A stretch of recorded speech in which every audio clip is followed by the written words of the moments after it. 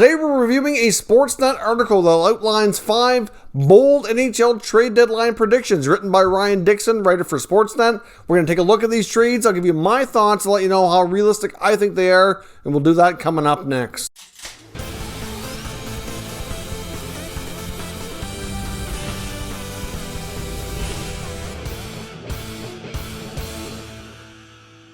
So welcome back to another video here at Top Shelf Hockey. Now, as I mentioned, we've been talking a lot about NHL trade rumors leading into the NHL trade deadline, but I've come across an article from Sportsnet that was written just a few days ago by Ryan Dixon, where he's made some really bold NHL trade deadline predictions here, and I kind of want to go through these one by one. There's some very interesting ones, some that I think are a little more realistic than others, and we'll see what we think of these. So as I go through each of these deals, I want you to leave your comments down below and let me know what you think of the trade. Would you do the deal or not? Or feel free to alter and make your own mock trades in the comments. Now, just another quick disclosure here. These are not my predictions. These are not my thoughts. These are not rumors per se. These are more of a trade rumor prediction from Sportsnet and Ryan Dixon. So if you don't think these are good ideas, don't blame me. Blame the author of the article. Now, first up, we've got a deal between the New Jersey Devils and the New York Islanders, which is one I can certainly see happening, and that's Kyle Palmieri of New Jersey being traded to the Islanders in exchange for Kiefer Bellows. Now, this is a trade that we have talked about through the rumor mill before that I certainly can see happening. Palmieri to the Islanders is a terrific fit to replace Anders Lee, who's out for the season on a long-term injured reserve.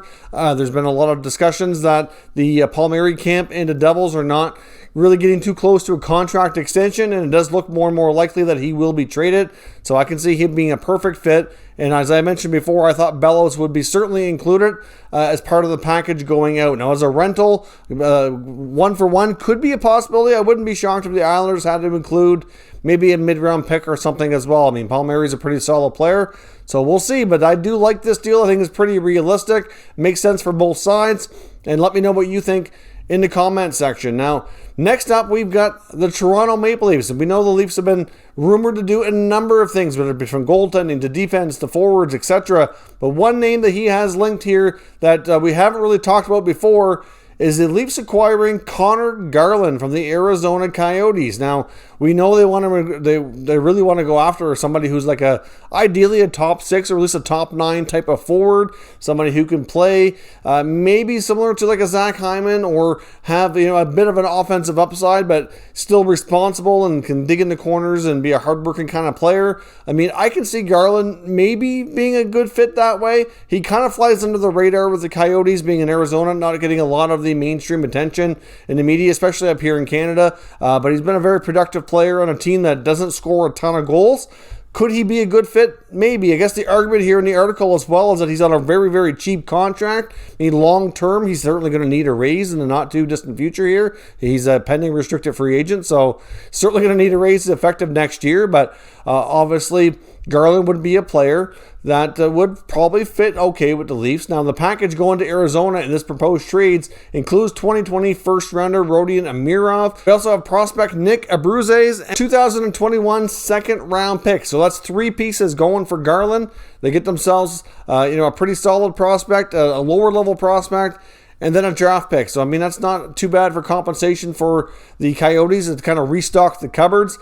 Could it be an overpayment? I mean, maybe. I think they could probably get away with maybe one solid prospect, especially somebody is, like a first rounder like Amirov. I don't think you really have to throw that other lower level prospect in there, but regardless, I don't really think it's a huge deal here. But Garland could be a fit in Toronto. I mean, we've heard them targeting a variety of players from Taylor Hall to Nick Foligno to Kyle Palmieri to numerous others. I do think they're going to try their best to land a forward, and this would be like that kind of sneaky kind of trade that they could squeeze somebody in who's an effective player on a really cheap contract. That's something that Kyle Dubas has been pretty good at finding. So let me know your thoughts on that trade proposal, especially if you're a Leafs fan. Let me know what you think in the comment section. And next up, we have a top center iceman here in Nashville, Matt Duchene. Or at least he's being paid like a top center iceman, an $8 million contract, being traded back to the Columbus Blue Jackets in exchange for a young player, Liam Foudy, who could be a top 6 center down the road, as well as veteran forward Gustav Nyquist still has a couple of years left on his contract, so obviously he would be included more for cap purposes, but certainly a player that could probably help Nashville out as well. We know Nashville has some big-time contracts in the center position, like Duchesne and Johansson, both making $8 million, not really playing like $8 million. They had Kyle Turris at $6 million, who they bought out last offseason. So certainly a situation where they had a lot of money tied up at the center ice position and were not getting anywhere near that level of production. Of course, Duchesne put up some pretty solid numbers with the Avalanche, and then of course went on to have a pretty good season, and plus with the Senators before being traded to Columbus. He went on to have 10 points in 10 playoff games in that brief run they had before signing with Nashville as a free agent. And really, I'm just not really sure Columbus should do this deal. I understand the logistics of it. I understand that Columbus needs a top-line center. Duchesne, even though his history there was brief, it was solid. He put up some good numbers. However, Matt Duchene's not a player that I really have a lot of faith in. Ever since he cashed in on that contract, I just don't see him as being that level of player. I think he's overpaid. He's a player that, to me, doesn't play with enough heart. Once he got paid, I think he kind of slacked off. He just doesn't come across as a player who's going to continue earning that deal night after night. To me, it's not a situation where Nashville's just not a great fit for him. I really think Duchesne's a talented enough player that he could be really solid no matter where he played, but I don't have a lot of faith in him. So to send him back and try to salvage a situation with Patrick Laine and give him a good center to play with, I don't know. And giving up Liam Foudy, who's young, Nyquist is fine, but that's certainly a tough trade. I don't know. There's still a lot of years left on that Duchesne contract. It does accomplish some things positionally for each team, but I don't know if I'm Columbus, if I'm doing that. If I'm Nashville, I'm taking that deal all day long. But if I'm Columbus, I don't know. I'd tread lightly there. The positional need, but I don't know. That contract, not too fond of it. Now, another bold trade he has in this article has Taylor Hall being traded from the Sabres to the Boston Bruins. Now, would Taylor Hall be a good Bruin? It's possible. I can see him playing maybe in that second line role, maybe fitting in there. However, the asking price that he has going back to the Sabres, to me, is way too much. He has them trading Jake DeBrusk, Jack Studnicka, and a second-round pick. That is way, way, way, way too much for Taylor Hall as he is today. Currently, the rumored asking price was a first-round pick. I think they would probably gladly take two younger players in Studnicka and DeBrusk. Instead of the first-rounder, take the second-rounder. If I'm Kevin Adams, I'm taking that deal all day long in Buffalo, but that's way too much of an overpayment. The whole point of getting Taylor Hall would be to add some more secondary scoring, somebody to really solidify that second line, but instead you're taking away Jake DeBrusk, who's going to make that, probably play the other side of that line along with Hall if he's there.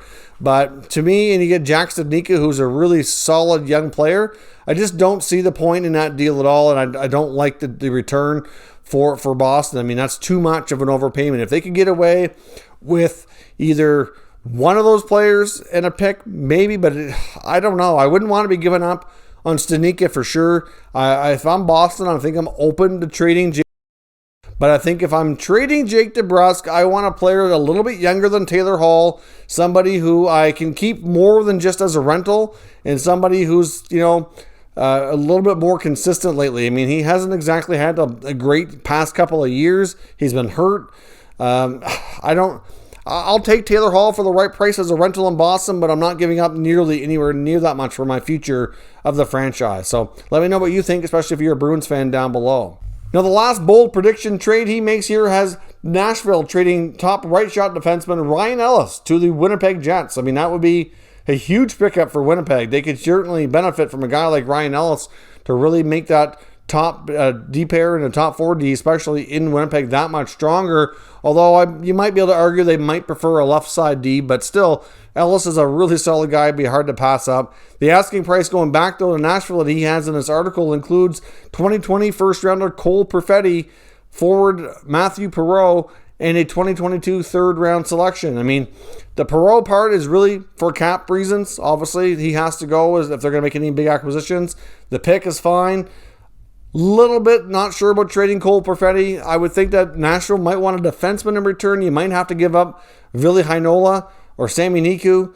I'm not sure if you can get away with Niku being the guy included here. They might push for something more. But obviously, if the Predators made these two bold trades, that we just discussed here between this one and the Matt Duchene trade, and they picked up Liam Foudy and Cole Perfetti, then they could have their top two center icemen for the future. You could have your top two center icemen set for many years, but those two guys, as they're expected to be, top NHL center icemen in a few years' time. So really, that'd be a great deal for Nashville. I don't know though if Winnipeg, I'm on the fence. Like, it's a good deal, but I'd rather include a defensive prospect rather than Perfetti. Now, I guess the argument though in Winnipeg is you have Mark Scheifele and Pierre-Luc Dubois in your top two center spots.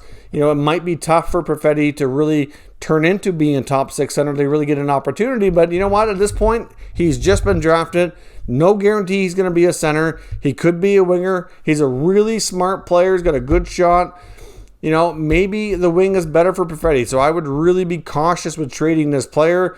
Like I said, I would really push to include somebody else, more of a defensive prospect. But if Winnipeg can get Ryan Ellis, that would be huge. Same thing goes for Ekholm. Either one of them from Nashville to Winnipeg would be a tremendous pickup for the Winnipeg Jets. So let me know your thoughts on that trade down below, and we'll discuss that one further as well. So those are your bold trades from the Sportsnet article. Some I agree with, some I do not. Let me know your thoughts. Give me your other mock trades. What do you see happening ahead of the deadline? We're getting to that point now that things are going to really start to heat up, and we're going to see more activity as we inch closer to the deadline. So let me know your thoughts, and we'll discuss further. If you're new to the channel, consider subscribing and turning on your notifications so you don't miss any future content, and give this video a thumbs up if you enjoyed it. I'd appreciate it if you did. As always, thank you for watching, and I'll catch you next time.